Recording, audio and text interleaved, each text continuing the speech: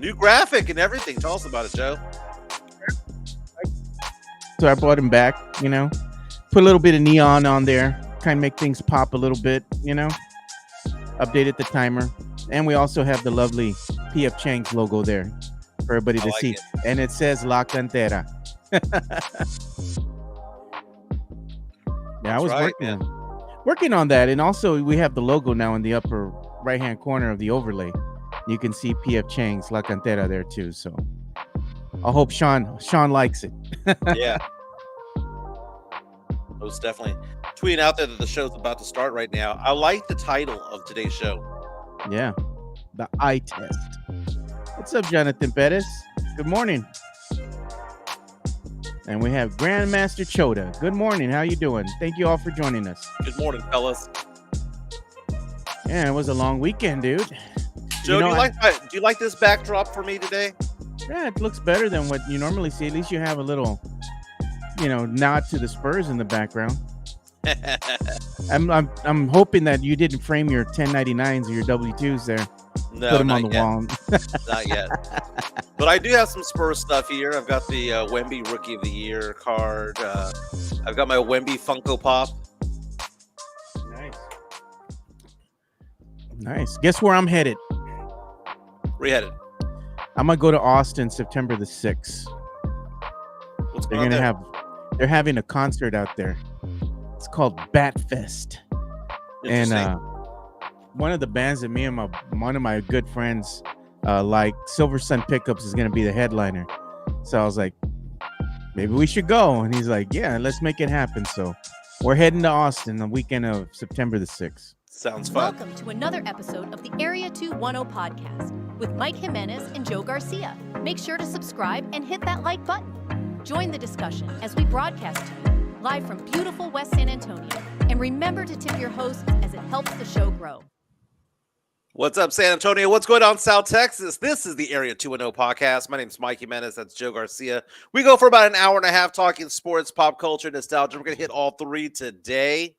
Joe, how was your weekend, my man? It was busy, man. My sister calls me up on Sunday and tells me that my mom has fallen down again. My mom, poor mom, she keeps falling down. She's getting up there in age. Yeah. But the worst part is my sister's all, can you come over to the house real quick? And I'm like, sure, I'll go over there and see what's up. Maybe she needs some help with mom.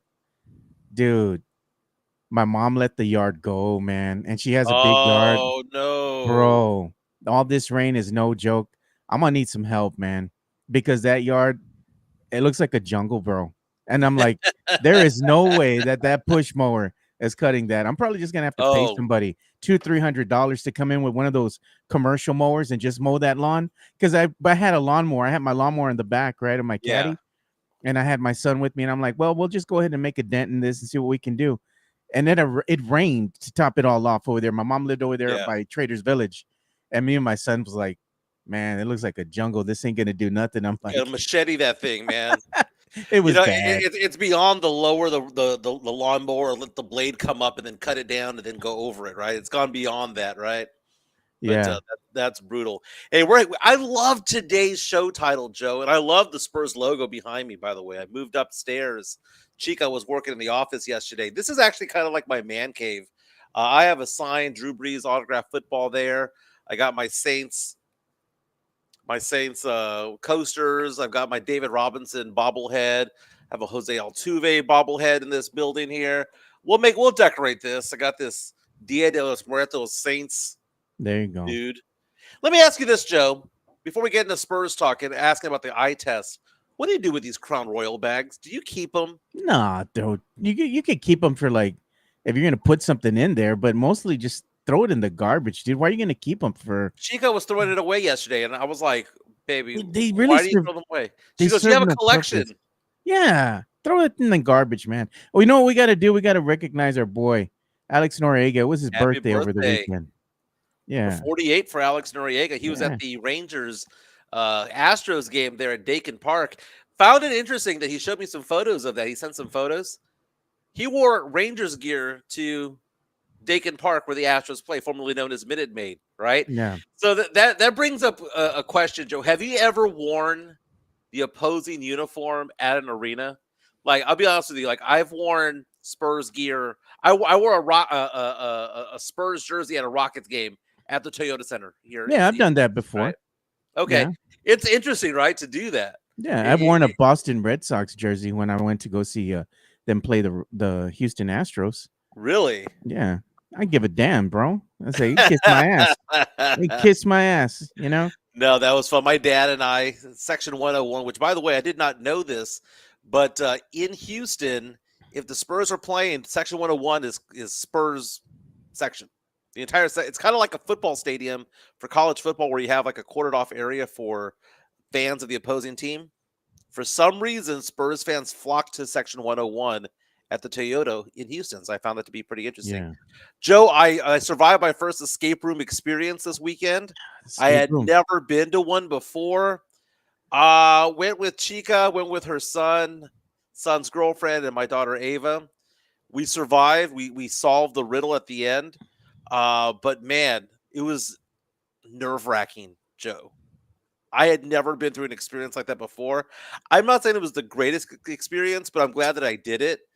It Just was do fun. it once. Yeah. It took me about 20 minutes to kind of figure out what was going on, man. It's all over the place, man. It's like you have to look for all these little clues, and everybody has to work as a team to kind of figure out all the little puzzles and everything, and it's hard to get everybody to work together. That's the one thing That's in it the right there. in the escape rooms. It's chaos because everybody's It is doing their own chaos. thing. And everyone's over, yelling over somebody else as to what they're doing and what they think is going on. It was kind of funny. But Yeah. let's talk about the Spurs, man, because the big thing was this weekend was Saturday's game, the Las Vegas Summer League. Spurs taking on the Mavericks, beating the Mavericks 76-69. It was the first we saw Dylan Harper play in a Spurs jersey. It was the first time he had been on a basketball court playing a game since March. No rust, man. Dylan Harper looked good. Carter Bryant was doing his thing, going up against, the Dallas players, and For the it video. was interesting because Cooper Flagg was kind of locked down for a while by Carter Bryant, and we're asking the question today: are the Spurs passing the eye test so far? The Spurs, in particular, we're talking about Dylan Harper and Carter Bryant. Beyond all that, Jeremy Sohan's going off on Twitter right now. I don't know if you saw that comment that he made earlier today. It was retweeted by Jeff Garcia at Jeff G Spurs Zone on Twitter from Hollywood Locked On Nixon. Spurs. Hollywood Nixon got under Sohan's skin. Oh, And that's funny. it brought up the question, can Sohan and Carter Bryant coexist in the same lineup? They do a lot of the same things. Is Carter Bryant a threat to Jeremy Sohan? Found that to be interesting. We'll get into the Summer League action going on. David Jones Garcia, my God. Again, he did it again. Another big game for the Spurs in the Summer League. What should happen there? We have a lot to get into when it comes to things involving sports. I want to get into pop culture, nostalgic things, maybe Yeah. all in one. Saw the movie The Sandlot again yesterday, and I was saying on Twitter last night, was The Sandlot the best child ensemble of all time? Somebody said no. Stand By Me is that. So which one is the greater movie, Stand By Me or The Sandlot? We have some polls on Twitter at MJ Acquire Taste. Ask the question, how many wins do you expect the Spurs to get right now? Because I found that there's some renewed optimism from fans after seeing Dylan Harper and Carter Bryant out there. And then I That's also funny. asked the question, of the new players or the newish players, which one are you most excited to see? We'll update that as the show goes on. Check this out, Mike. I'm going to tell you something. Yeah. Spurs, as currently constructed, right? You see Carter Bryant, Dylan Harper. Spurs fan is excited, and rightfully so. You're excited about your young players you just drafted playing well. But you look at the team as a whole, and I'm not saying that there's anything terribly wrong with it. The team will be a better defensive team this upcoming season. There's no question about it, But the problem is, who's going to put the ball in the bucket? Who's going to shoot? Who are your shooters? That's one thing they still haven't addressed. So it's going to be a very good defensive team that can't shoot. Yeah, we talked about an identity, right? We've been talking about this the past couple of weeks, and it appears more and more that the Spurs' identity is going to be defense. Because I saw that post earlier today from one of the Spurs fans out there saying, imagine having to go through De'Aaron Fox and go through Harper and have to go through, Castle to then be then met by Carter Bryant, Sohan, and or Wemby behind it, right? The Spurs have the makings of a very, very good defensive team. Now, here's the thing, though, Joe. Just because you have 5 or 6 or 7 good defenders doesn't mean you're going to be a good defensive team. Kind of like if you have 5, 6, or 7 good offensive players, doesn't mean that they're going to have a cohesive offense, right? You can have the makings of it. You can't have a good defense without good defensive players. So the ingredients are there. Will it all come together and click together? That's what we're going to try to find out as the season goes on. But you add other players out there, Kennard and Olynyk and all those guys. You see what the Spurs are doing. The Spurs look like they're looking more and more towards the identity of defense more than anything else. Yeah. And it's fun to look at. I said Kennard, I meant Cornette, by the way. It's fun to look at, but at the same time, to address your point there, Joe, do the Spurs have enough shooting? No. The Spurs don't have enough shooting, but we have enough playmakers. Because you go back in time, Joe, this team is so much different than what it was 12 months ago. We didn't have De'Aaron Fox on this team 12 months ago. That guy can go get a bucket. Can he shoot threes? All right. But he can go get a bucket. Castle developed more and more offensively as the season went on, won Rookie of the Year. He's better today than what he was when he first came out of UConn.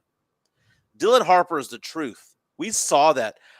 Dude, I was watching him play, and I had so many visions of so many different players out there. What did he have, 16 points in 17 minutes? Yeah, here he is Dylan right Harper here. was hooping. And what I loved about him, the only guy in the building dude crashes the boards, man. This is courtesy of ESPN, Summer League action on Saturday, Spurs against the Dallas Mavericks. That scoop, he glides, he hangs in the air. Great body control, can play defense, can How about pick that pockets. block? Look at this block right there. He got manhandled, dude. Harper got manhandled in the fourth quarter. I got worried that he was going to get hurt out there. But you see Harper's handles. He goes to the left, goes to the right, switches over to his left hand. Dude, I had visions of Manu watching him play because of the left-handed awkwardness of what he does. I had visions of James Harden. I had visions of Cade Cunningham. I had visions of a lot of players out there. Look at him grab the board and take it coast to coast. The guy can get 6 to 7 rebounds per game, along with 6 or 7 assists, along with 20 points per game. I had visions of DeMar DeRozan watching him play. DeMar DeRozan. That boy good. Mm-hmm. That boy good. Harper had a 3-pointer that got waved off because of a foul a split second before. It's a good player, dude. Harper is a very, very, very good player. The eye test was there. This is somebody who was rusty, who hadn't played organized ball in, 4 months? And he went out there and was like, yeah, I'll shoot around 50%, knock down some free throws, play solid D. Don't know anybody I'm playing with, but great. That is what it is. Then you go off and you see Carter Bryant swallow up Cooper Flag on a play. I'm going to show that video next right here. This is something and it wasn't special. just that play. I mean, it was several plays. He locked him down. Cooper Flag could not score. He was in his very well on Carter Bryant. Carter Bryant plays defense the entire length of the floor. Look at him. Just poise, smother, and he didn't let the offensive player come to him. Look at the end. When Cooper Flag is trying to square up, Flag closes the gap, steps in towards him, forces the move, forces the action, because Carter Bryant is so fast laterally when it comes to his defense that even if a player gets half a step on him, he feels like he can catch up. 6'6" right there, right? The problem with Carter Bryant, though, is he can't shoot to save his life. And that was a problem there because people are trying to defend him on social media saying, well, he shot 37% from 3 in college. He was not a volume shooter. He made 39 3-pointers in his career at Arizona. Don't make it sound like he was shooting 7 or 8 a game, right? He didn't shoot very well over the 4 games in the Summer League so far. In fact, I have the numbers right here, Joe. He was 0 for 7 on Saturday. 0 for 7. He missed every single shot. For the entire 4 games of the Summer League against players that are not NBA caliber necessarily, there are maybe a fourth of the players out there will play in the NBA. He shot 6 for 29, 21%. And from 3, 4 of 22 for 18%. Again, the 3-point line, when it goes from the wings all the way out, about a foot and a half longer in distance, Joe.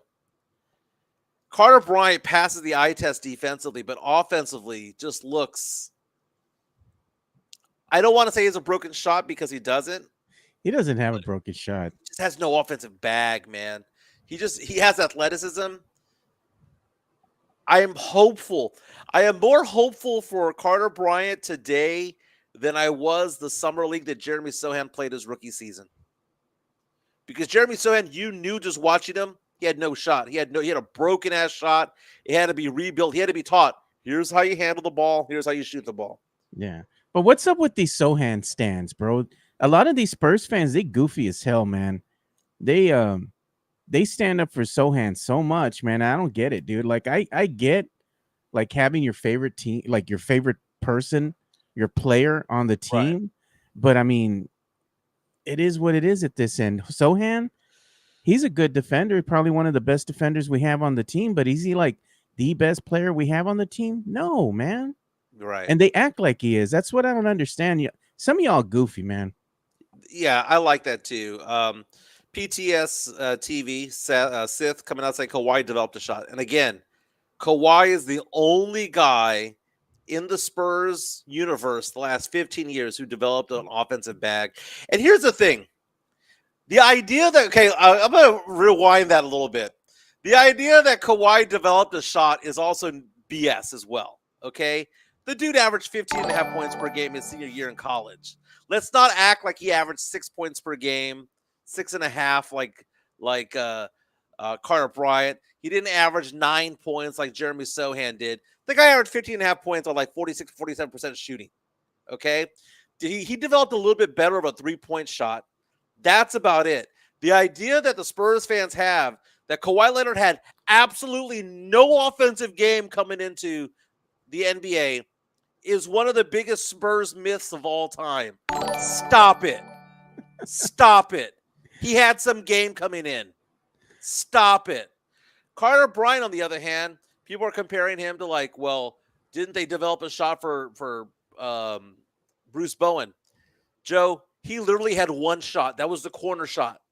Bruce Bowen couldn't shoot at any other point. The corner three, bro. That's corner what it was. three. That's all he knew how to do. He couldn't drive in. He couldn't make a bucket from the top of the key. He couldn't do a mid-range jumper. He couldn't do it. He had no post-up moves. Bruce Bowen literally could only make shots from the corner, right? Carter Bryant is kind of that guy, but he's so athletic that you kind of feel like he should be able to do better offensively. He just doesn't. He just doesn't. Dude, I was seeing him do post-up moves, and I was like, okay, he's doing a post-up move. He's trying to back a player in, turn around jumper, 12-foot, wide open at this point because he got good elevation on that shot. Yeah. Brick. But I'm not going to jump on his ass like I did Sohan's ass. I jumped on Sohan's ass from the get-go because I knew he was a project. I knew he was a project who literally had to go from square one. You had to build him up from square one on that shot. Carter Bryant, at least the rotation looks good. At least the elevation and the release point looks good. It's just not going in. I don't know why. It's just not going in. So because it looks a little bit better than what Sohan did, I'm going to give it a pass for right now. Defensively, though, someone asked the question, or actually it was Hollywood Nixon on Spurs Twitter. Yeah, we'll show that. Yeah, going out there and saying, when did you see Sohan do this on the court during Summer League, right? Okay, to quote Hollywood Nixon, when did Jeremy Sohan do this to anybody? Somebody, please find me the evidence. And the response from Sohan, check the tape, please. XX, smiley face. He got caught in his feelings, bro. Why? He got caught in his feelings because I think he understands that Carter Bryant could be his replacement. And I know Spurs fans are out there going to go like, well, why can't we have both? Why can't we have both? Because they do the exact same damn thing. And one's going to cost 15 to 25 million, and the other one's going to be on a rookie deal for a while. And can you really have an offensive team, Joe? A team that has Carter Bryant and Jeremy Sohan on the floor at the same time. Defensively, can they put the clamps together? Yes. But offensively, can they do anything out there? Can the Spurs actually have an offense 3-on-5? Yeah. Because Sohan's going to be dared to shoot. Carter Bryant's going to be dared to shoot. Which means that if they're out there, the person guarding them is going to be sagging off of them to give help on Wemby, to give help on whoever's guarding Dylan Harper or whoever's guarding De'Aaron Fox. Can the Spurs actually go out there and run an offense 3-on-5? Because Sohan's not going to do anything other than clean up the boards and put a putback in. Dylan Harper. He moves well without the ball, Mike. Sohan does move well without the ball. They both do. He and Carter Bryant both move good without the ball. But do they finish? Sometimes they do. Sohan finishes dunks. But I'm talking about away from putting the ball in the hoop as a dunk. Yeah. They're 4 or 5 feet out. Do you trust Sohan shooting a shot outside of 5 feet? If it's not a backdoor cut and he didn't get free from his defender, moving well without that ball, and he's catching that pass in stride, no shot. Yeah. Jordan Schneider reaches out to us on our chat, which is powered by P.F. Chang's La Cantera. Again, they're going to be doing a charity event to help the Kerrville flood victims, not only for us, but they're doing it as a restaurant themselves. We'll give you some details later on in the show. Jordan reaches out and says, between Sohan, Bryant, and Castle, one of them got to develop a shot. At least Castle can handle the ball. Castle can find his shot. Castle can drive into the rim and slow it down, go left or go right. Castle can find a shot and make a shot. Castle just can't shoot threes very well. The shot looks good. He's just not going in. It's a confidence thing for him when it comes to that. Yeah, we got some super chats, by the way. We got to address. He can create a shot. He can create a shot, Joe. But I don't trust Jeremy Sohan creating a shot. He needs to do the backdoor cut. He needs to do stuff like that. He needs to make a wide open three. I don't trust Carter Bryant in doing creating any offense either. It's not his game. But let's go ahead and do these super chats. Thank you so much, by the way. We see Jason Garcia, Taco Tuesday, Midtown, Drew Show. All of you guys coming in the mix already. Let's go ahead and address them.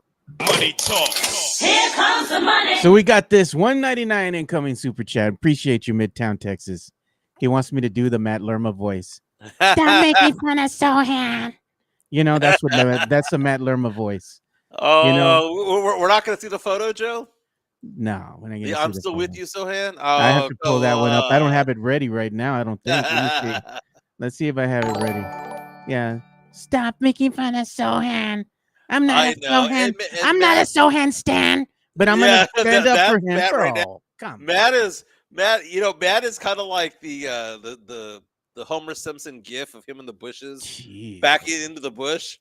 That's him right now when it comes to Jeremy Sohan. Now that he's coming out saying that he's not a Sohan stan, my ass, of course you are.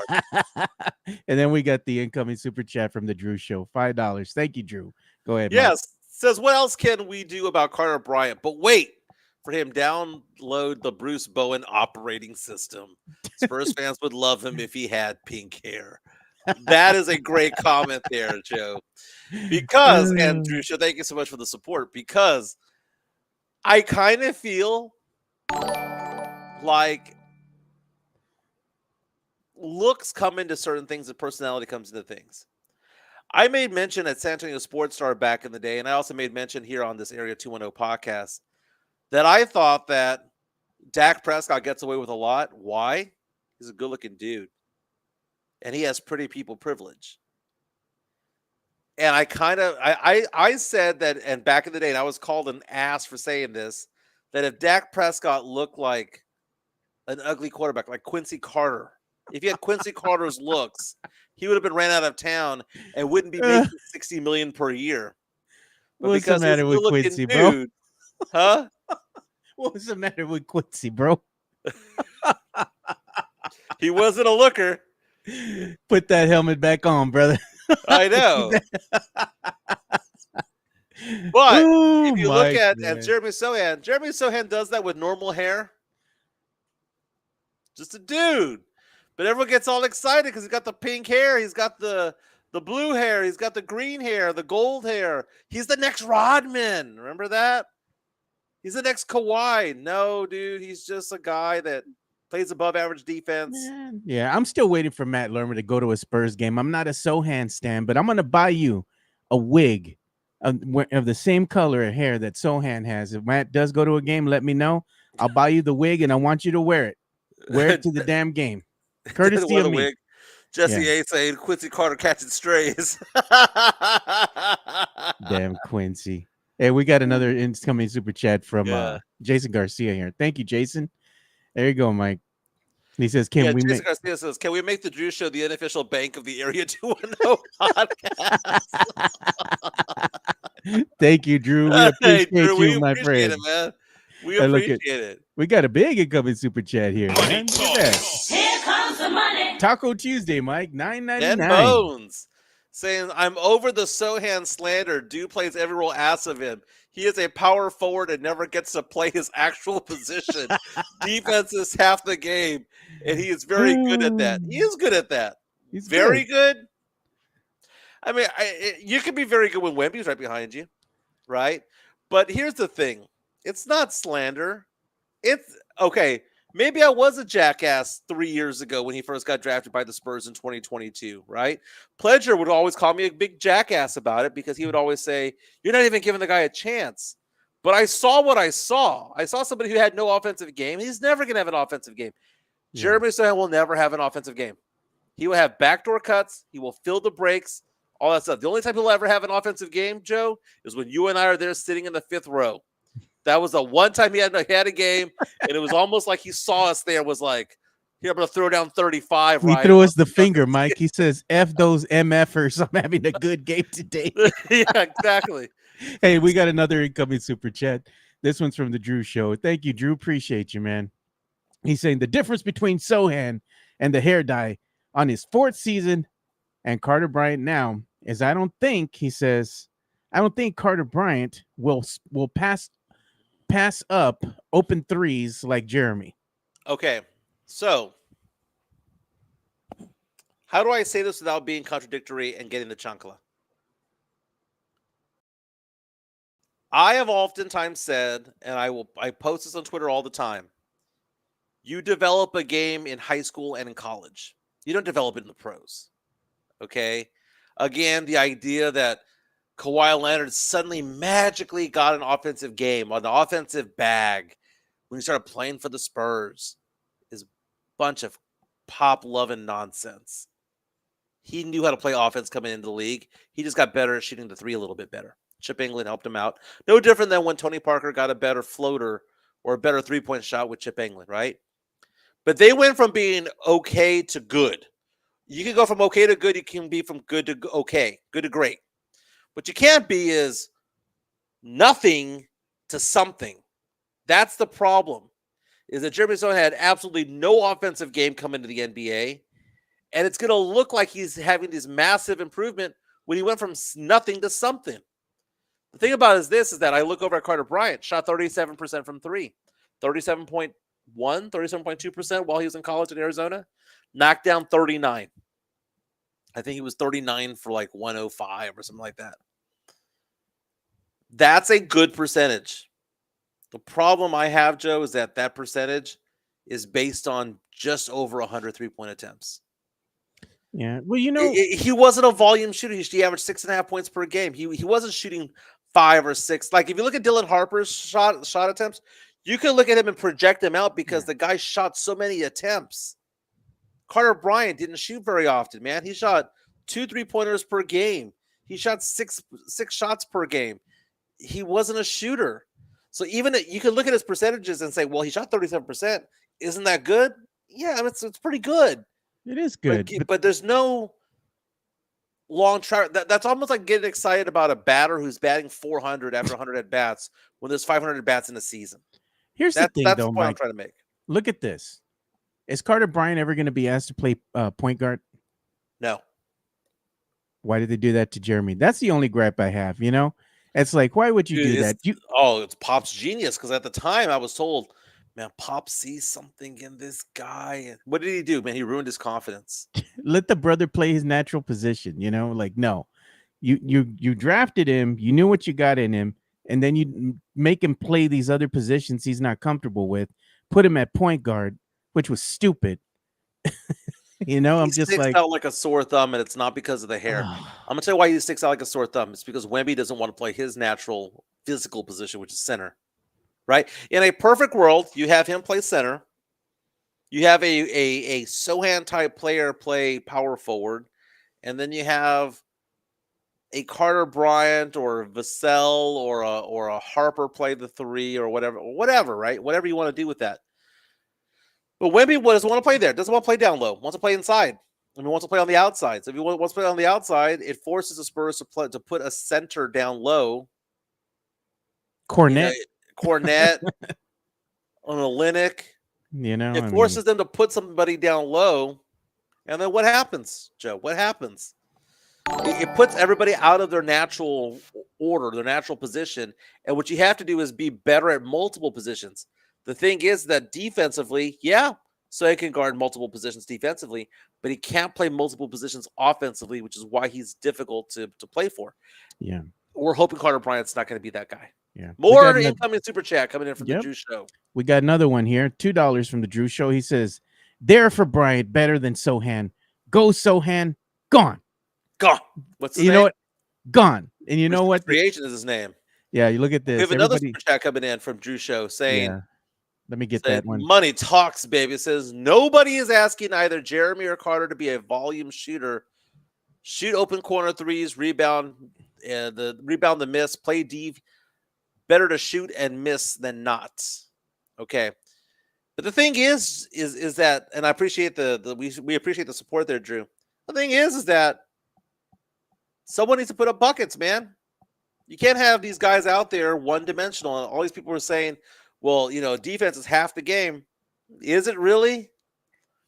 Defense these days is maybe a third of the game. The other 2/3 is the offense. But, Joe, passing the eye test, I look at it this way. Carter Bryant gives you reason for optimism. He's the new toy, Joe. He's the new toy, the new shiny toy. You like to say that all the time. Yeah, he's got a lot of energy. So the eye test tells you this. And if you're a Spurs fan, you're excited, as everybody else is I am, Mike is, You're watching that Summer League game on Saturday, number 1 going against number 2, meaning you have, Cooper Flag against Dylan Harper. But more importantly, you're looking at Dylan Harper play defense. You're looking at Carter Bryant play defense. Your eye test tells you, man, these kids, they look better than Sohan. And why is that? Why is that? Because is it the athleticism? Is it the energy? Is it the effort? But I think it's just when you're looking at the contrasting styles between the two players, or between, let's say, Dylan Harper, you're looking at Carter Bryant, and then you're looking at Jeremy Sohan. Jeremy Sohan's a good defender in his own right as well. I think we get enamored sometimes because of the new shiny toy, as you stated, and just because of the fact that they're playing at a healthy clip. They're a lot more energetic out there, moving around, really being active. But, again, doing that in Summer League and then having that translate into you doing the same thing in the context of a regular NBA game are two totally different things. I think they can get there, but it's just going to take a little bit of coercing, I think the optimism with Carter Bryant is that we feel that he's an unfinished project.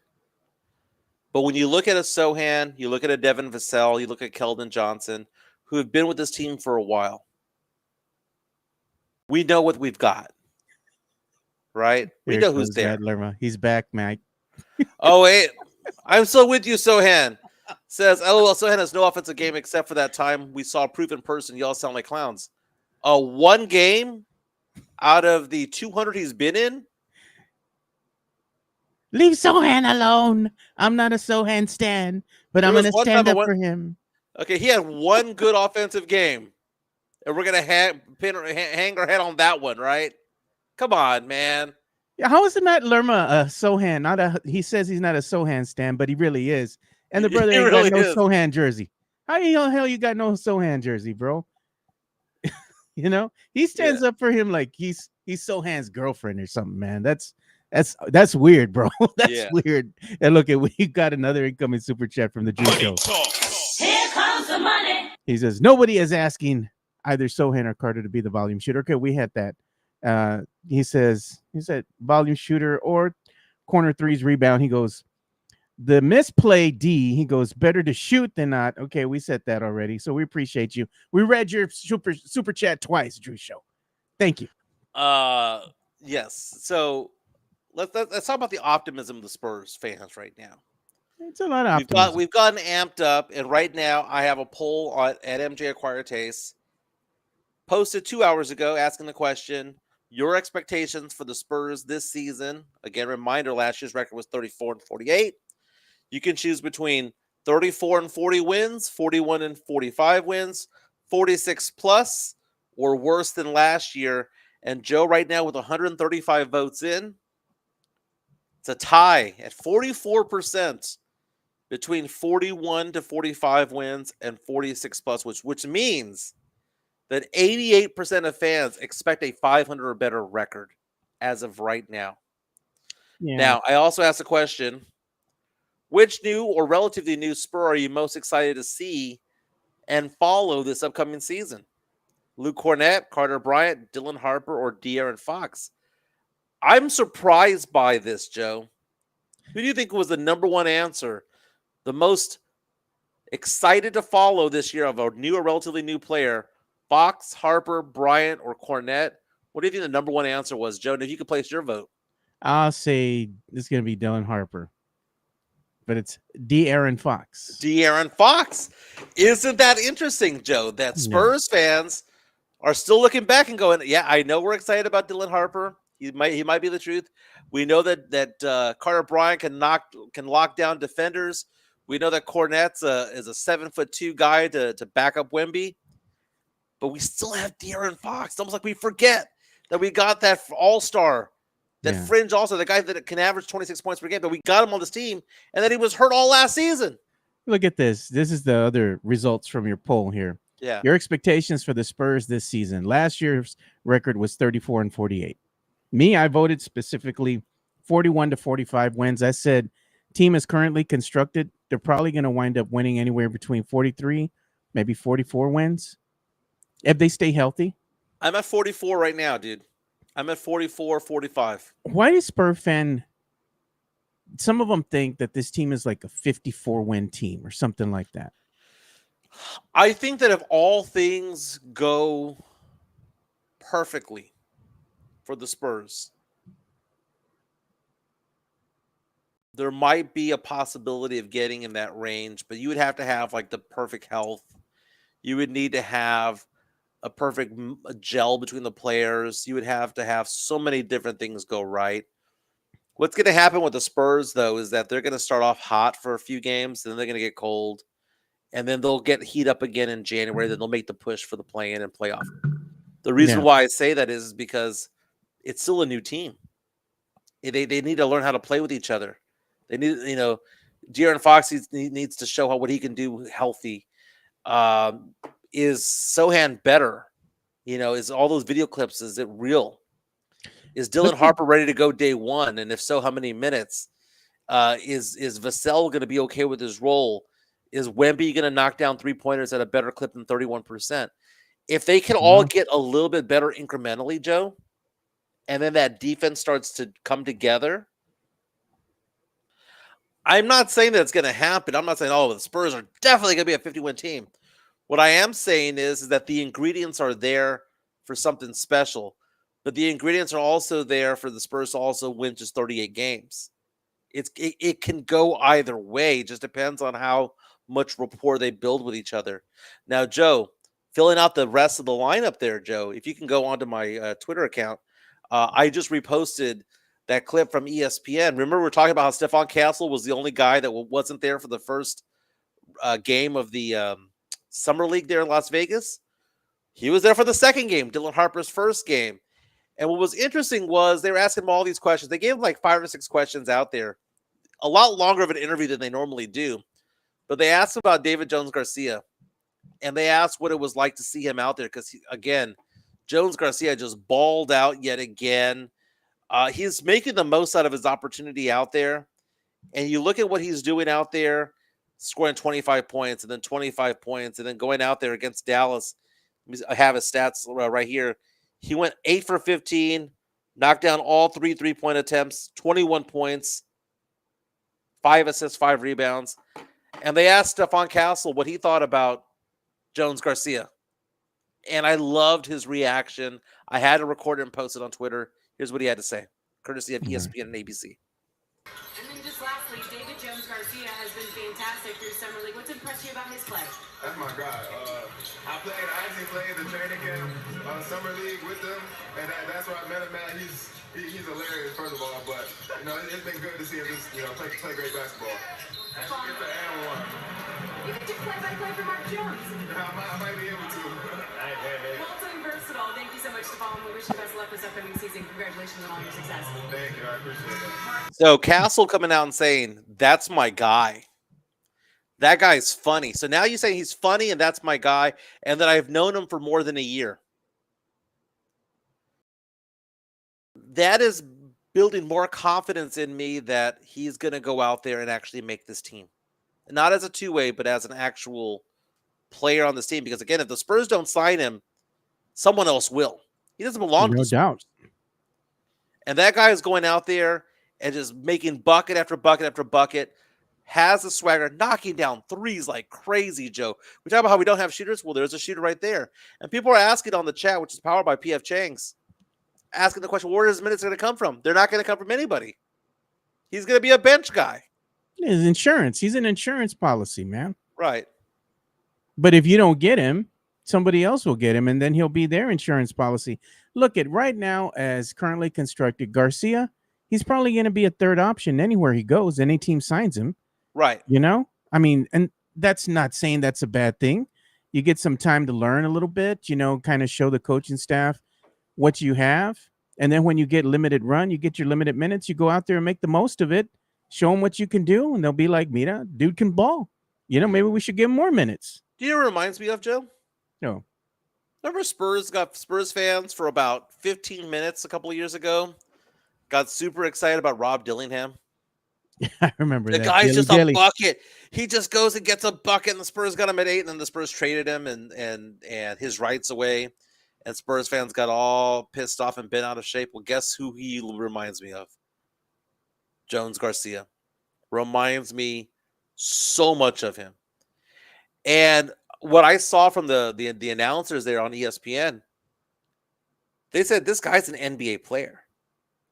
None of them said this guy deserves to be in the G League. None of these guys, because this guy played 4 years of college, right? Played at Memphis, St. John's, played over at DePaul. Goes off and plays in the 1 year in the G League for that team in Mexico. Makes first team All NBA G League, right? The first team. He was one of the 5 best G Leaguers last year. The announcers coming out and saying that Garcia is proving he is not a G League guy. He's not a European guy. He's an NBA player. Someone is going to give him a contract. Someone. So why not the Spurs offer their 14th and 15th spot on the team to him? Why not? He has rapport with Stephon Castle. He is 6'6". He can go get buckets. He can shoot threes. He's 23 years old. Why not? He still has Keldon Johnson tendencies, though. I see him put his head down, go straight to the rim, kind of a bull in a china shop. But you know what? The intangibles that he brings are very, let's say, appealing to a team like the San Antonio Spurs. Why not go ahead and sign Garcia? I think he's earned a spot. Yeah, I think so too. I think he's done an amazing job so far. He's making the most of his minutes, and a lot of people are like, I was watching PTI the other day, and the old guys on Kornheiser and Wilbon have gotten way too old, and each one of them is they're saying, well, it's just summer league. It's just summer league. Then don't have summer league. Summer league is there for a reason. It's for teams to evaluate talent before the season. Fred VanVleet is an all-star. Where did he come from? Summer league. This is an undrafted guy who makes his way onto the Rockets and becomes an all-star and signs a big contract. I'm not saying that it's going to happen for Jones Garcia, but what I am saying is that you watch him play and you realize he's better than the G Leaguers. If you're better than a G League player, Joe, and you're better than the international players, doesn't that make you an NBA player? Yeah, it does. And the Spurs have gone out and given contracts to other players who have been worse. Tell me that there have been worse players than Garcia on the Spurs roster over the years. Uwe Blob, Dwayne Shinsis.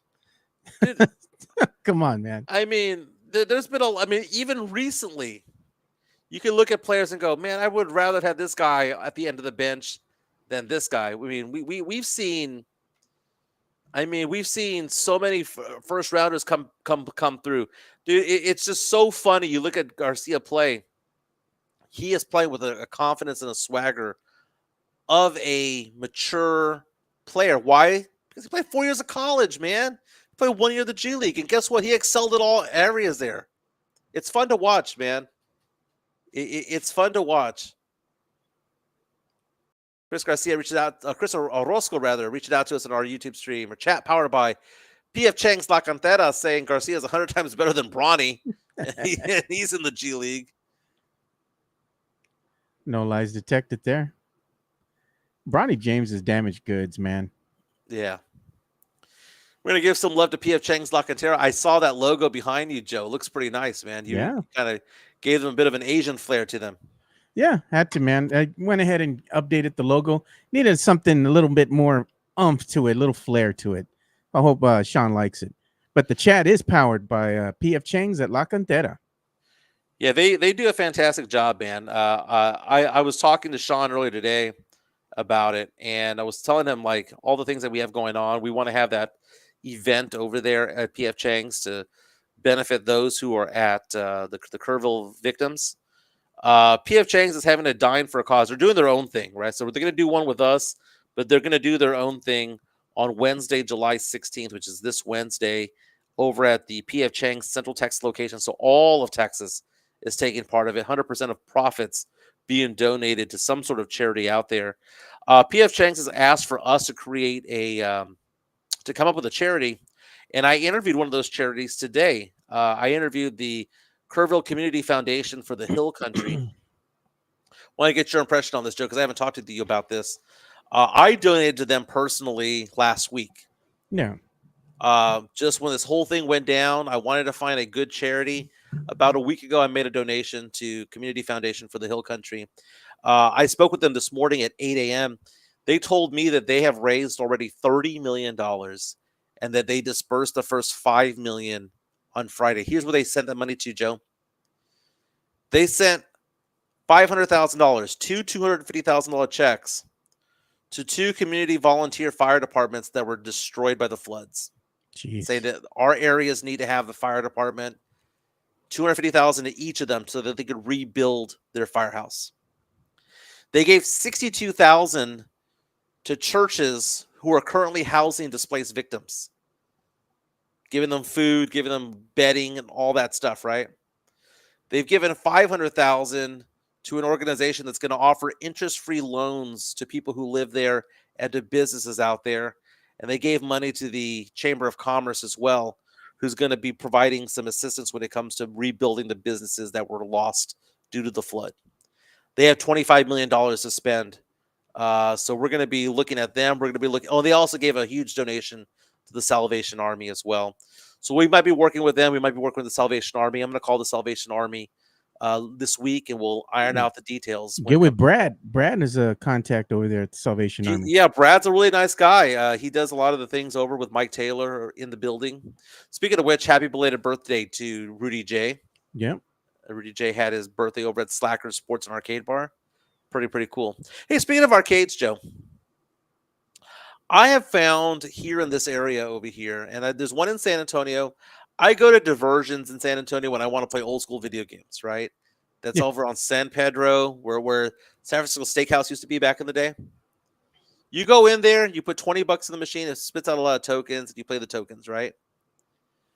But in Houston, Woodlands, and all that stuff, I have found these arcades over here that I've been taking my daughter Ava to, where it costs $12 or $15 to have unlimited games the entire day. You get there at 10 in the morning and go all the way to 2 in the morning. What are your ideas on arcades like that, Joe? It sounds like fun. I mean, but there's only so much you can play. You know, you get tired after a bit and you'd be like, all right, I'm done. I was playing some of these old school games.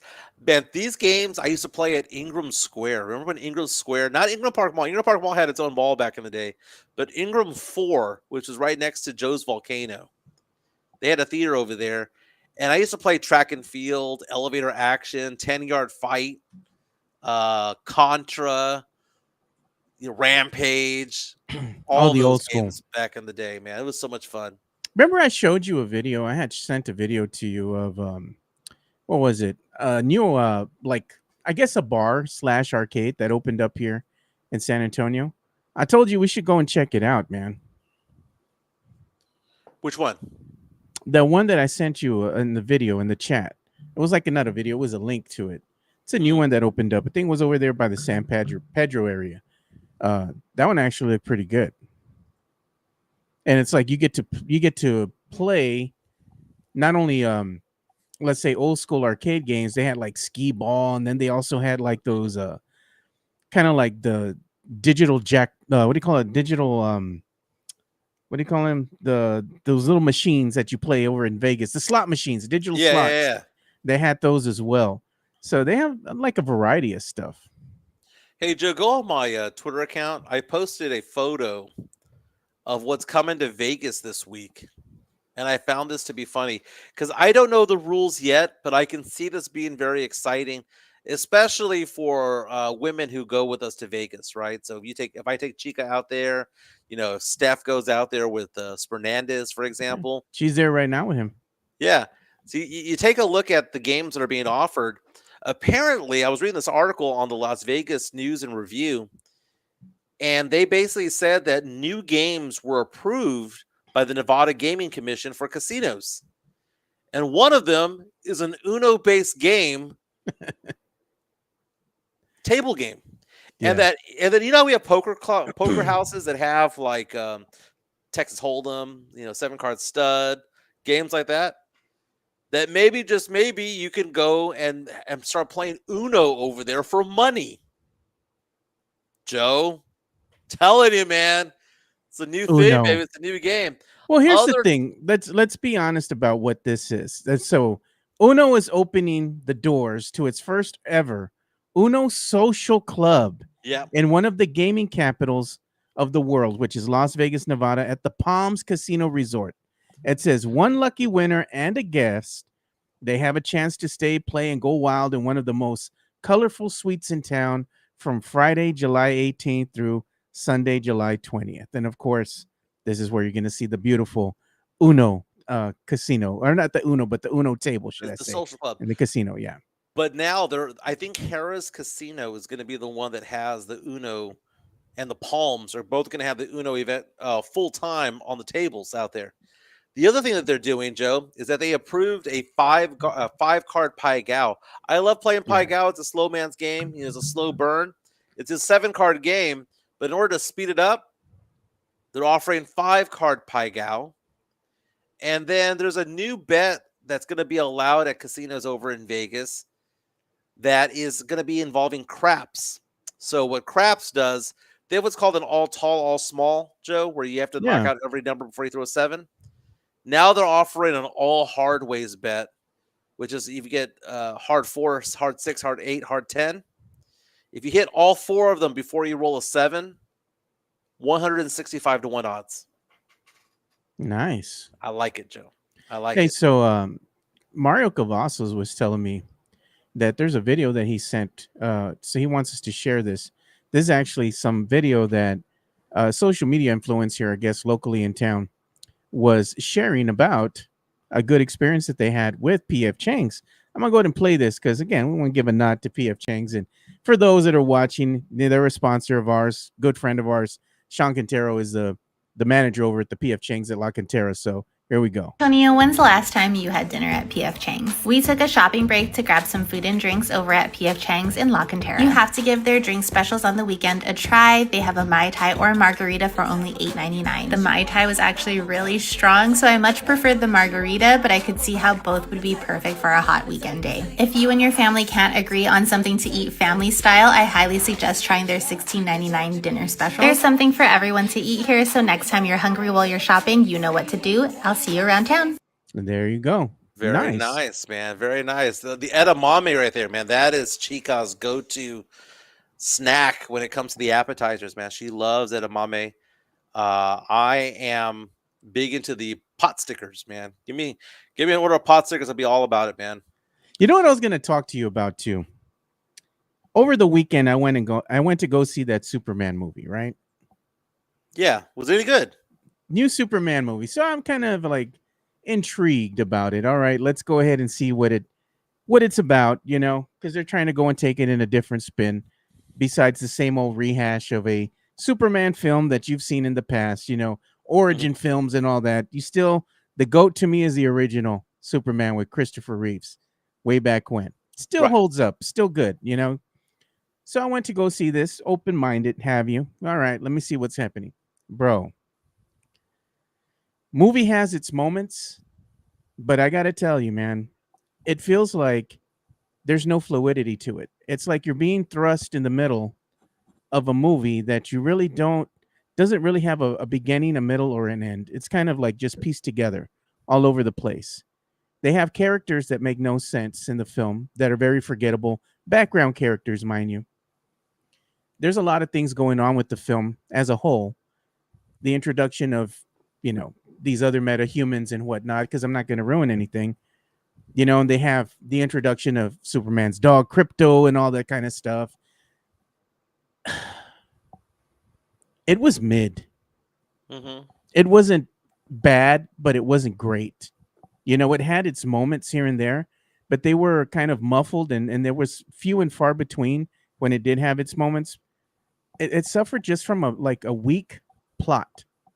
At the end of the day, I mean, it wasn't extremely bad. If you are a Superman fan, then maybe you'd like the movie. But me just going in there and just watching it, and I'm familiar with the lore and the characters and whatnot, it was mid, dude.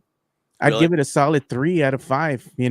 That's about it. I mean, it's best served if you wait, if you can be patient for it to come out on the streaming service somewhere.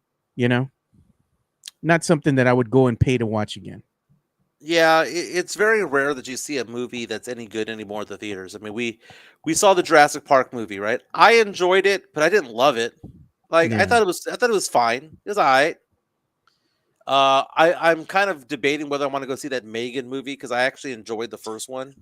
That was a horror comedy, dude. It's weird, but it was funny. I saw Terrifier 3 last year. Oh God, Really wasn't into it. that's not my You thing. go back and forth through these movies. I saw this interview. It was a TikTok that I saw, but it was an interview with Matt Damon. And they asked Matt Damon the question about movies and about like taking chances, and they were giving him his flowers for 30 years ago coming out with Good Will Hunting and stuff like that. And he said something that I found to be very interesting. He said something to the effect that Hulu and Netflix killed the movie industry. And I found that to be interesting because we all go to the streaming services, Amazon Prime, Paramount. We go all over these places for the Peacock or whatever. Yeah.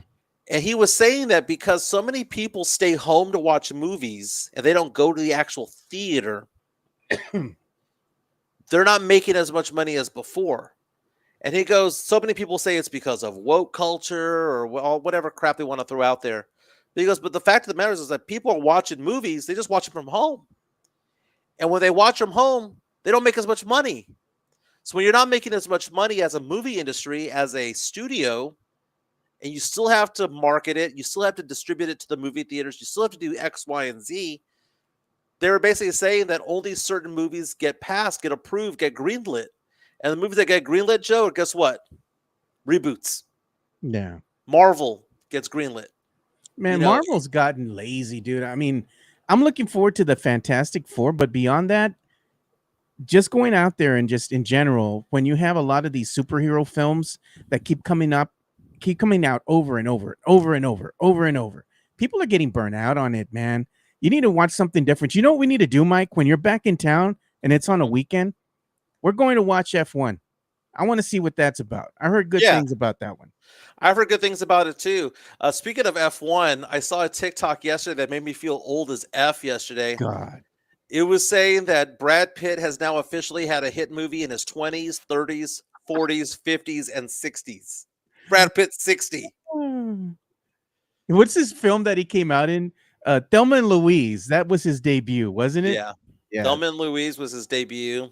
Kind of came out of nowhere. Interview with a Vampire was one of the first movies he did where he was one of the co-stars in there with Kirsten Dunst and with Tom Cruise back in the day. That was a good movie. Apparently, he doesn't like that movie. He doesn't like talking about that movie. I guess it wasn't a good experience for him. But I thought that was a good movie.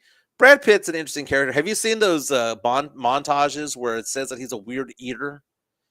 Because like in all these movies, he's eating something, but he doesn't just put it in his mouth. He like throws it in his mouth. He kind of like Tom does this Cruise. weird, Tom like Cruise. Tom eating the Cruise with popcorn, but he does that with nachos. He does that with other things. It's kind of funny, man. I got you, Matt Gomez. He says, Joe, I sent you some video. I can see it. We're getting to it. One of our good friends, Jonathan C, sent us something too via the media share. He says that he got some gambling advice from one of the UFC greats here, Chuck Liddell. He was telling him, he goes, Mr. Iceman, sir, I'm going to Vegas in 2 weeks with the boys. I'm going to put 200 on one spin of roulette. So he goes, I come humbly asking the greatest UFC fighter of all time for his advice, red or black? Comment, black. Ooh, there you go. And then we had another one coming in here, and this was from Matt Gomez. He's kind of showing some of the photos, I guess, that the Necios had over at the San Antonio FC game that happened here over the weekend. So good on them. You know, he's sharing a photo here of the guys on the pitch there. That's on cool. the grass. And then we had this one here, the Necios all together over in the Necio bunker there with the drums and everything. Look at Matt Gomez there on the drums as usual, doing this thing. Looks like a lot of fun, Mike. I want to go. I got to make time to go to a SAFC game and hang out with the fellas. When was the last time you went to an SAFC game? SAFC game? Oh, it's been a little bit, man. I'm going to show the picture here on screen. That way everybody can see Matt Gomez there. He's the guy in the right here. I don't know if you can see the little there you go. Right there. That's him beating the drums. Good on him, man. It's been a while since I've been down there, dude. I need to make the trek and go down there again.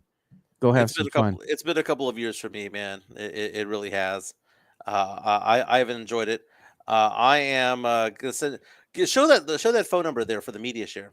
Yeah, we'll show it right now. Let me go ahead and get it. There's a media share number. So if you want to go ahead and share media, just like everybody else is right now, you can do so by texting us at 830-391-9164. Just let us know, if you want your name mentioned, we got to know who you are. So put that in the text message as well. That way we can go ahead and give you some props for sharing the media, whether it be pictures, videos, or a link to, something that you want us to share in the context of the show on social media. We'll go ahead and do that.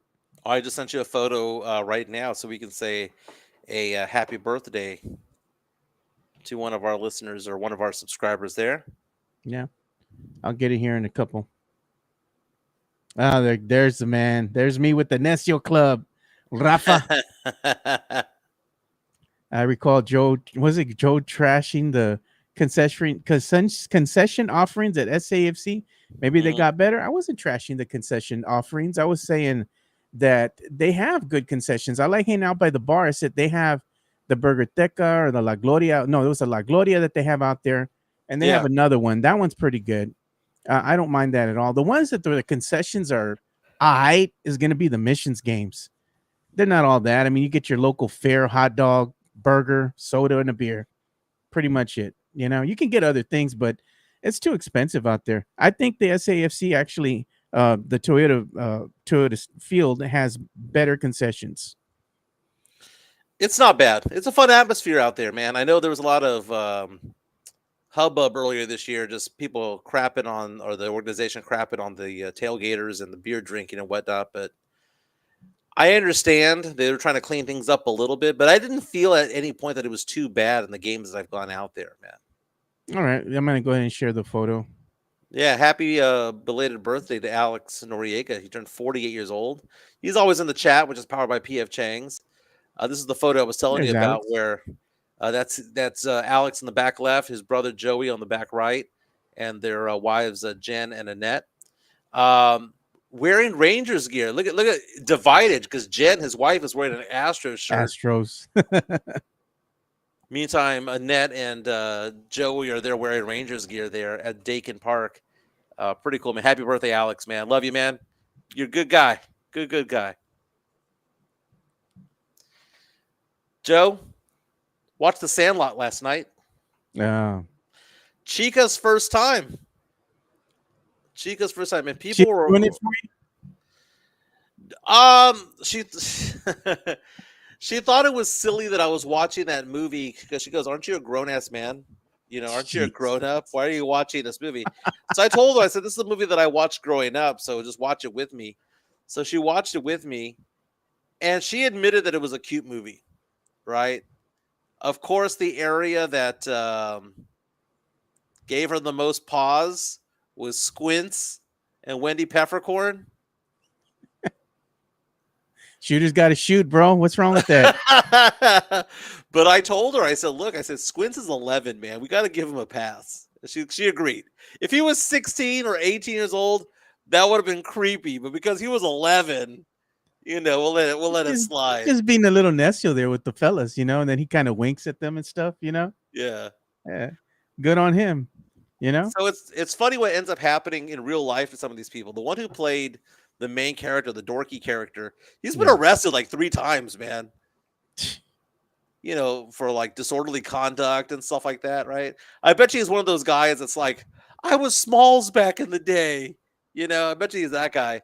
Little creepy ass. If you had to guess, what does Benny the Jet Rodriguez do for a living right now? What would you expect him to be? I don't know. Lawyer, maybe. He's actually a co-worker of my cousin.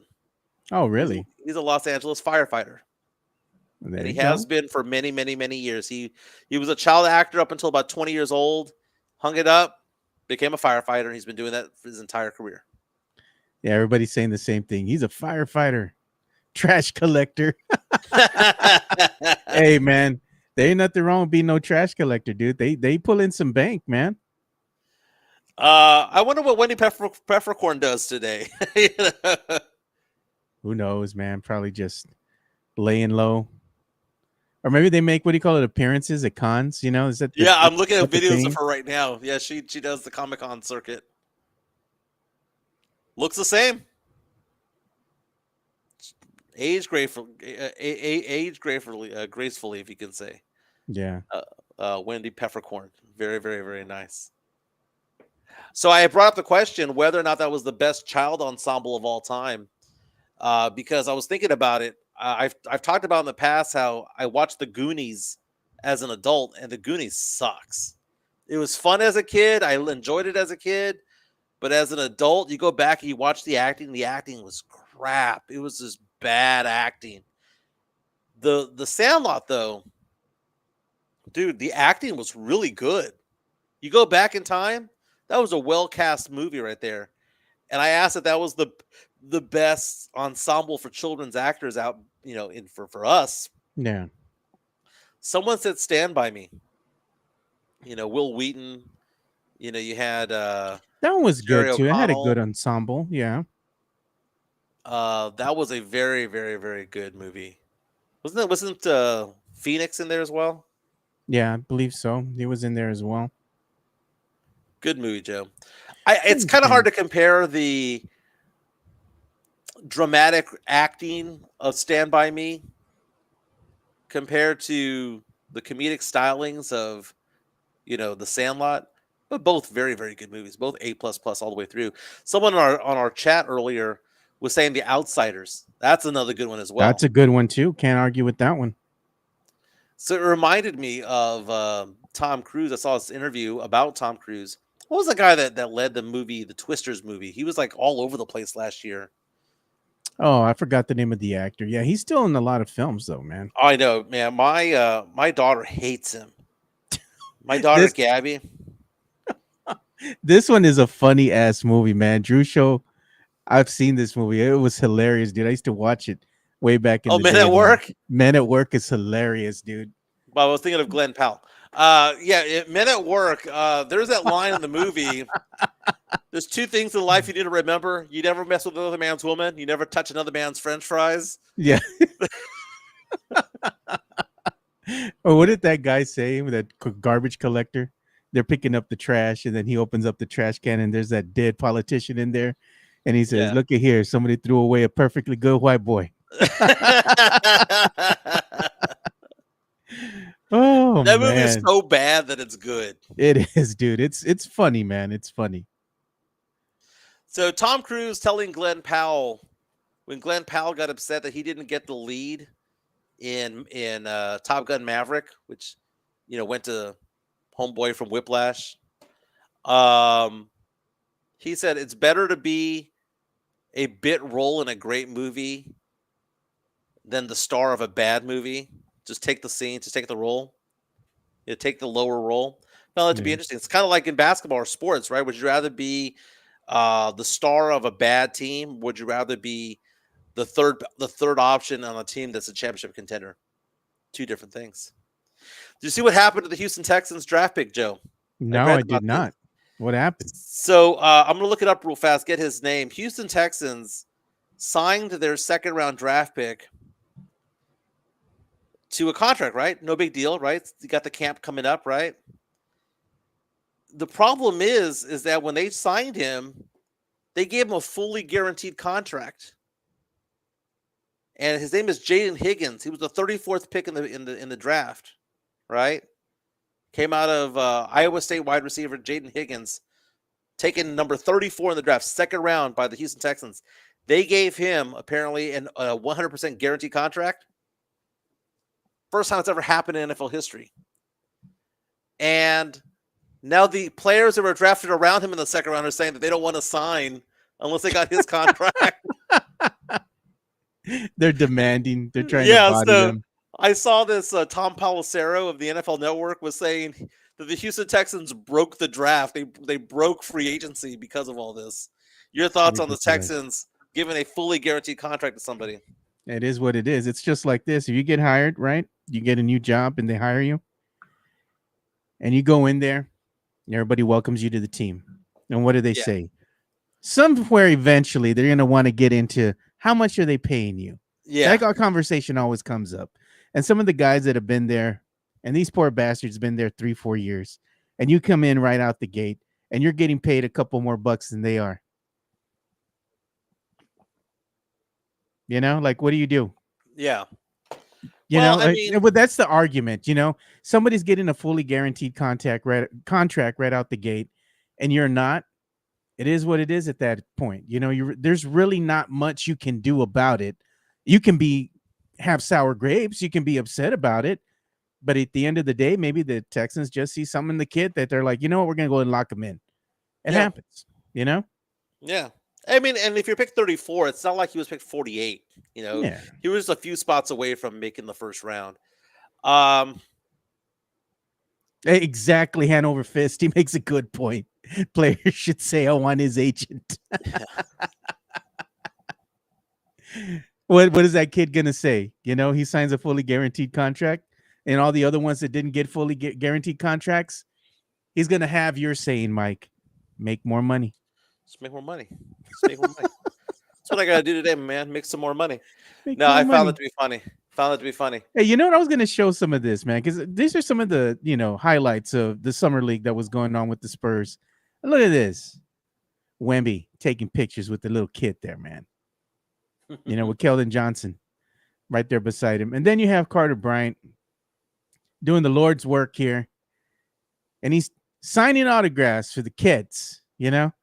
Out there signing the basketballs for him and everything. He probably knows they're probably going to go up on eBay or whatnot, but nonetheless, he's still signing, not bad, dude. And there you go. They were talking with Carter Bryant here, going up against Cooper Flag. You want me to go ahead and play some of the audio for you? This is from Jacob Toby. Here's the thing. Carter Bryant's defense is so good. He prevents himself from scoring too. Yeah. I'll go ahead and play some of the audio here. This is courtesy of, I think it was Jacob Toby. Yeah, Jacob Toby had posted this. So we'll go ahead and play this. No, I just try to treat every game as I did the last game is going according to another. If you start getting up and down, it's going to be hard for you to wake up and play games when you're playing against teams that aren't that good. You know what I mean? So I just try to keep a level head, try to keep an even mentality towards everything. But it comes to hell of a player. You want to compete against the best in the world. So him being the number one draft pick is definitely just an opportunity to measure up and compete. To be process driven rather than result based, because result driven. A lot of the times, you get stops. A lot of guys get hyped, they get really high in the game, and then it gets quiet when guys start getting buckets, and that's what's going to happen in this league. We're playing against the best players in the world, like I said. So you don't have times what a cool finish with. Kid has a lot of energy, Mike. He does. Kid has a lot of energy. And you know what? He has a lot of personality. He's very well put together. I like the way that he approaches the game, and it's interesting to find players who are so confident in their defensive skills. Yeah, and he's going to be playing. He's going to earn time playing by doing that. I just want him to develop some sort of offensive game. Yeah, and we do have the Spurs that are going to be playing tonight again. They're back at Summer League. Starting tip is going to happen at 8:30 p.m. Eastern Time, 7:30 p.m. our time here, Central Standard Time. Is it a reunion of the Jazz? Ace Bailey against Dylan Harper? There you go. Hopefully, we'll see, man. Mm-hmm. They've already shut down Cooper Flagg, so the Mavericks are playing today at 5:30 Central, but they've shut him down. Only one game that he played, and then after that, kid's donezo, man. He ain't going to go ahead and sniff the court. And then, we had some news coming out here, too. They were talking about Dylan Harper. Yeah, Dylan Harper unveiling his new kick, over here, his signature shoe with his logo. And I remember there was some debate about the logo itself. They were saying that Dylan Harper debuted his Nike GT Cut Player Edition featuring his signature logo. And there's a closer look at the shoe. And then here's a look at the logo. And people were making fun of the logo, kind of saying it kind of give them, Mighty Ducks vibes from back in the day? It looks like DHL or I don't know, sort of FedEx type of thing. It's hard to make a logo. The shoe looks all right. That logo's weak. You need a revision of that logo. Yeah, Drew Show saying that Ace Bailey shut down, so none of that tonight. Yeah, groin injury. I said I want to see Harper play one more game. Come on, man. They're probably going to shut him down. Harper will probably play one more game, then they'll shut him down. I think Carter Bryant going to be the same way. I think he'll play another game, limited minutes. They're going to shut him down. And like I said, you don't want to go ahead and have him play every single game in Summer League because you don't want to risk injury. Mm-hmm. Agreed. Yeah. Don't want to risk injury at all. And, we saw what Dylan Harper can do. Do we need to see any more of him? No. He trotted out there, 16 points in 17 minutes, played good offense, had some defensive moments. What I didn't like was that foul that he took on a breakaway. It was called a normal common foul, but man, that was a hard hit. He landed on his ass and his back on that play. I got a little scared there for a split second there, but hopefully he'll be 100% today. Play this game and then just shut him down. Yeah, people are already. October. I already got some comments coming in about that tweet I put up about my, let's say, first impressions of that Superman movie. Somebody gave me a GIF with their rolling of the eyes. Is what it is, man. You can get somebody who's never watched a Superman movie in their life, put them down there in the theater, tell them to watch this debacle, and they're going to come out and they're going to tell you the same damn thing. What's going on? And the movie was all right. That's what they're going to tell you. Movie was all right. It's about it. So, but you have a reboot. How was it's Rachel not a Brosnahan, reboot. How was Rachel Brosnahan as Lois Lane? Lois Lane, she was all right. It's not so much a reboot. It's kind of showing you in the direction that they're wanting to go. It's not like an origin story. Because we've seen that happen. I don't know how many times you have to go to watch a Superman movie and they got to show the baby in the little, ship crash landing over there in Smallsville, USA, getting picked up, scooped up and being raised and whatnot. That's like at this point, people are familiar with the lore. You don't got to go ahead and rehash that. It's It's understood. Superman. We know. We know. So I'm thankfully they didn't do that, but they did show his parents, and that was very like. Wait till it comes out on like HBO Max or something, and you can watch it for free, Mike, and you'll What watch it and was you'll the be like, best? I know Dean Kane because he's all super conservative these days, and Tanaka. That's his last name. His name is Tanaka. His dad was of Japanese descent. okay, So he used Kane, but his last name is Tanaka. okay. But he's coming after this movie, right? He's part of the Superman universe in the sense that he played Superman in the '90s. Again, that TV show that he had with Terry Hatcher back in the day. Did you Yeah. like the Dean Kane show with Terry Hatcher, It or was did we watch it cheesy. simply because of Terry Hatcher? We watched because of Terry Hatcher, but that whole series was cheesy as hell. Really? It was cheesy, I man. remember watching a few episodes, but it wasn't for him. No, hell no. It was cheesy, man. I didn't care for it. But you're looking in, like I said, the context of Superman movies, which has been the best one so far. The goated movie, the original with Christopher Reeves, is probably the best, one of the best. And of course, Superman 2 with Christopher Reeves, also one of the best. Man of Steel, it was all right. It's all right. All right. Just like this one, it's all right. You know? Very nice. Would I go watch it again? Absolutely not. I'd rather No. watch something else. Like I said, Mike, F1's on the docket. We got to go check that one out. F1 is. I've been disappointed by movies I've seen this year, man.